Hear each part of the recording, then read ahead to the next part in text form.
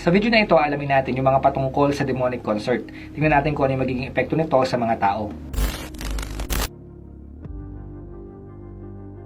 Sa panahon natin ngayon, marami ng iba't ibang paraan na ginagawa itong si Satan para magparamdam siya at magpakita sa mga tao. Yung ibang mga tao, wala silang kamalay-malay na nakita na pala nila sa Satanas, pero parang wala lang sa kanila. At yung iba, tuwang-tuwa pa sila. Sa iba't ibang mga pagkakataon at sa iba't ibang paraan, pwedeng magpakita at magparamdam si Satan. Pero alam niyo ba mga kapatid, sa panahon natin ngayon na pwede rin sa pamamagitan ng concert, doon magpakita at magparamdam itong si Satanas. At sa ilang mga concert, may mga makikita tayo doon na yung mga tao gumagawa sila ng mga ritual o kaya man mga gawain para kay Satanas. Kamakailan lang, merong concert na pinapakita doon na parang gumagawa ng mga ritual yung mga tao. Sinasabi nila na doon sa concert na yon, gumagawa raw sila ng ritual para kay Satanas. Makikita na sa stage ay sumasayaw yung mga tao at nakapaligid sa parang isang malaking robot. Na sinasabi nga nila maaring ito ay simbolo ni Satanas. Kung titingnan natin, itong malaking estatwa na ito para siyang sinasamba ng mga tao. At yung mga audience naman doon sa concert ay tuwang-tuwa sila habang pinapanood nila yung mga nasa entablado. So uso na yan sa panahon natin ngayon mga kapatid, na minsan sa mga opening ceremony nila o kaya sa kalagitnaan, gumagawa sila ng parang mga seremonya. Yun nga na pagpapakita na parang ritual para kay Satanas. So mga kapatid, parang normal na lamang yan sa panahon natin ngayon kasi nga palaging ginagawa yan sa mga concert. Ngayon, bukod sa mga ritual na ginagawa ng mga tao na yan dyan sa concert na sinasabi nga nila para kay Satanas, merong isang concert dito na bagamat hindi siya ritual pero pinapakita dito yung iba't ibang imahe na maaaring galing kay Satanas. Dito sa concert na ito, meron tayong makikita na animated video na parang babaeng sumasayaw. Na sa kanyang pagsayaw, parang kumukuha siya ng mga kaluluwa ng mga tao.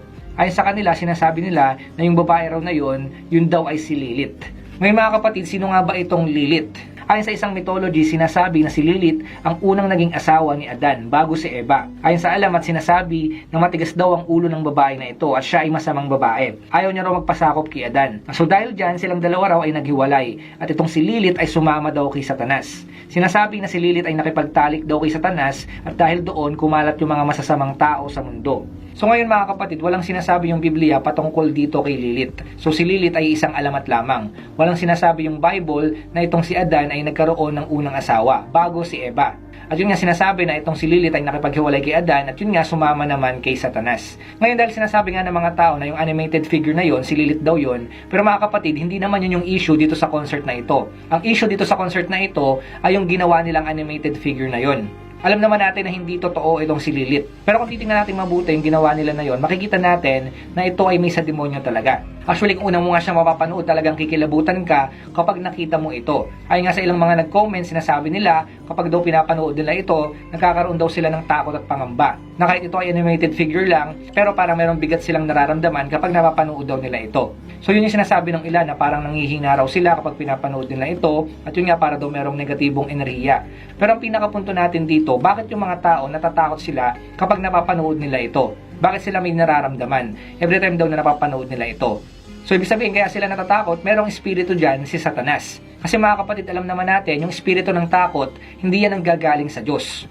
So malinaw mga kapatid, yung concert na yan, hindi yan sa Diyos. Malinaw yan ay kay Satanas. Sabi nga sa 2 Timothy chapter 1 verse 7, sapagkat ang espiritong ibinigay sa atin ng Diyos ay hindi espiritu ng kahinaan ng loob, kundi espiritu ng kapangyarihan, pag-ibig at pagpipigil sa sarili. So malinaw yung espiritu ng takot, ito ay hindi galing sa Diyos. Hindi tayo binibigyan ng takot ng Diyos. Ang nagbibigay ng takot sa atin ay walang iba kundi si Satanas. So malinaw ko yung concert na yon, binigyan ng takot yung mga tao, ibig sabihin yon ay kay Satanas. Doon pa lamang kahit sabihin nilang ito ay hindi kay Satanas, pero dahil natatakot yung mga tao kapag pinapanood ito, malinaw ito ay demonic. Merong masamang espiritu sa likod nito. So itong concert na ito ay nagpapatunay na itong si Satanas ay kumikilos siya sa panahon natin ngayon. At sa iba't ibang paraan nga tulad ng concert, doon siya nagpaparamdam. Nakikita natin yung mga tao, wala silang kaalam-alam, wala silang ka-idea-idea, na yung pinapanood pala nila, yun pala ay galing kay Satanas. Yun pala ay merong impluwensya ni Satanas. So nakakalungkot yun mga kapatid kasi wala silang kaalam-alam. Nakita naman natin na bagamat ito ay isang AI lamang at animated figure lamang,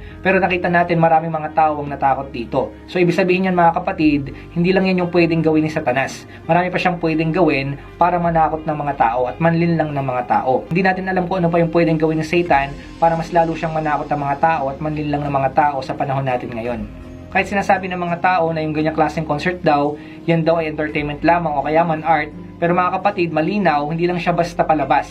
Alam naman natin na pwedeng kumilos dito si Satanas at sasabihin niya nga, ipapakita niya sa mga tao na ito ay entertainment lamang o kaya man art. Gagamitin niya yung entertainment at yung art na yan para yung mga tao ay malinlang niya at para ma-impluwensyahan niya. Kaya yung mga tao na-amaze pa sila at natutuwa pa sila sa mga napapanood nila. Pero hindi nga nila alam na yun ay meron ng impluwensya ni Satanas. At unti-unti silang nililinlang nitong si Satanas. So sa panahon natin ngayon, pwedeng gamitin ni Satan yung concert o kaya man yung mga technology para ma-impluwensyahan niya yung mga tao. Para nga yung mga tao unti-unting mapahamak at mapunta sa kanyang kamay. Yun po yung pinaka-goal ni Satan. Kaya nga sa panahon natin ngayon, iba't ibang mga paraan na yung ginagawa ni Satanas. At alam niya yung gusto ng mga tao. So yun, papasok siya doon sa concert. Kasi nga, yun yung pinupuntahan ng mga tao. Kung saan maraming tao, kung saan maraming tinatangkilik yung mga tao, doon siya pupunta. So nakita natin ngayon, pumunta siya doon sa concert. So marami na talagang ginagawa itong si Satanas. Ay kung saan siya pwedeng pumasok, talagang papasukin niya yon para nga yung mga tao ay malinlang niya.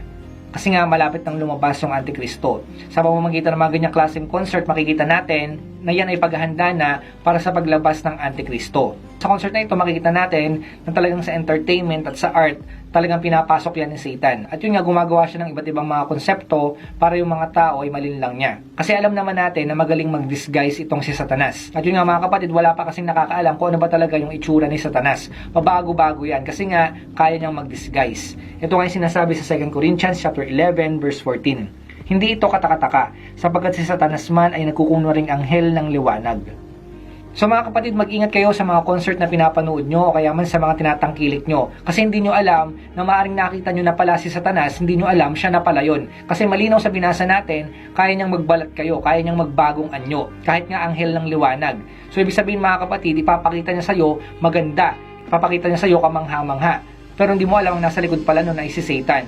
Ganyan yung ginawa niya kila Eva at Adan. Kasi kung nakakatakot itong itsura ni Satanas, hindi niya malilinlang sila Eva at Adan. Nagpakita siya ng maayos, maganda. At yun yung ginawa niya para malilang niya itong unang mga tao na ito. So ganoon din sa panahon natin ngayon, hindi nababago yung kanyang konsepto. Yung panlilinlang na gagawin niya, hindi niya ipapakita kung ano yung typical na iniisip natin na itsura ni Satanas. Hindi po ganyan yung itsura ni Satanas na pinapakita ng TV o kaya man ng art. Kasi kinalakihan natin na yung itsura ni Satanas ay talagang nakakatakot. Pero mga kapatid, sa panahon natin ngayon, hindi ganyan yung ipapakita ni Satan. Sa social media, sa technology, sa TV o kung saan man, ipapakita niya na maayos siya. Ipapakita niya na okay lang yon. Pero mga kapatid, hindi nyo alam, yun ay panlilin lang niya pala. Ganun yung gagawin niya sa panahon natin ngayon, hanggang sa lumabas yung Antikristo. Sabi ko nga sa inyo, itong si Satanas, wala pa siya sa impyerno. Si Satanas ay nandito pa sa ating mundo. So, ibig sabihin, pagala-gala siya. At kung saan-saan siya naandyan, kasama yung mga kampo niya at yung mga demonyo. So, pwede natin siya makita sa concert, pwede natin siya makita sa social media, sa TV, at kung saan-saan pa. Nagkalat po sila para magnakaw, pumatay at manira ng mga tao dito sa ating mundo. So dahil alam natin malapit nang bumalik yung ating Panginoong Kristo at malapit na rin lumabas yung Antikristo, talaga makikita natin na meron ng ginagawa si Satanas. Marami na siyang mga konsepto na ginagawa sa mundo na ito para linlangin yung mga tao. At kasama na nga dyan yung concert. So dapat mag-ingat tayo sa lahat ng mga tinatangkilik natin, sa lahat ng mga pinapanood natin. So yun lamang mga kapatid ang gusto kong ibahagi sa inyo. Sana may natutunan kayo sa ating tinalakay ngayon. Hanggang sa muli magkita-kita tayo. Salamat sa inyong panonood. Pagpalain kayo ng Diyos. Ingat kayo palagi.